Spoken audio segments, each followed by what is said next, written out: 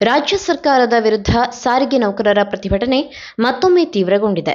ವಿವಿಧ ಬೇಡಿಕೆಗಳನ್ನು ಈಡೇರಿಸುವಂತೆ ಒತ್ತಾಯಿಸಿ ನೌಕರರು ಮುಷ್ಕರಕ್ಕೆ ಮುಂದಾಗಿದ್ದು, ನಾಳೆಯಿಂದ ಸರ್ಕಾರಿ ಬಸ್ ಸಂಚಾರದಲ್ಲಿ ವ್ಯತ್ಯಯ ಉಂಟಾಗುವ ಸಾಧ್ಯತೆ ಇದೆ.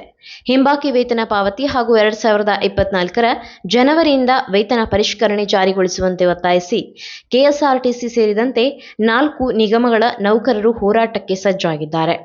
ಈ ಹಿನ್ನೆಲೆಯಲ್ಲಿ ಬಿಎಂಟಿಸಿ ಹಾಗೂ ಕೆಎಸ್ಆರ್ಟಿಸಿ ಬಸ್ ಸಂಚಾರದಲ್ಲಿ ವ್ಯತ್ಯಯ ಉಂಟಾಗುವ ಸಾಧ್ಯತೆ ಇದೆ.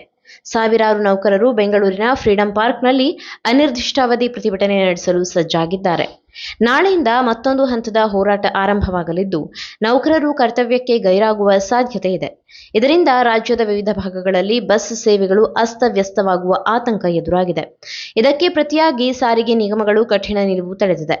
ಎಲ್ಲಾ ನೌಕರರು ಕಡ್ಡಾಯವಾಗಿ ಕರ್ತವ್ಯಕ್ಕೆ ಹಾಜರಾಗಬೇಕು ಎಂದು ಸೂಚನೆ ನೀಡಲಾಗಿದೆ. ವಾರದ ರಜೆ ಹಾಗೂ ಅನುಮೋದಿತ ರಜೆ ಹೊರತುಪಡಿಸಿ ಬೇಕಾಬಿಟ್ಟಿ ರಜೆ ಹಾಕಿ ಪ್ರತಿಭಟನೆಯಲ್ಲಿ ಭಾಗಿಯಾದರೆ ಅಮಾನತು ಕ್ರಮ ಕೈಗೊಳ್ಳುವುದಾಗಿ ಎಚ್ಚರಿಕೆ ನೀಡಲಾಗಿದೆ. ಒಟ್ಟಾರೆ ನೌಕರರು ಮತ್ತು ಸರ್ಕಾರದ ನಡುವೆ ಉದ್ವಿಗ್ನತೆ ಹೆಚ್ಚುತ್ತಿರುವ ಹಿನ್ನೆಲೆಯಲ್ಲಿ ನಾಳೆ ಬಸ್ಗಳ ಓಡಾಟದ ಬಗ್ಗೆ ಅನಿಶ್ಚಿತತೆ ಮುಂದುವರೆದಿದೆ.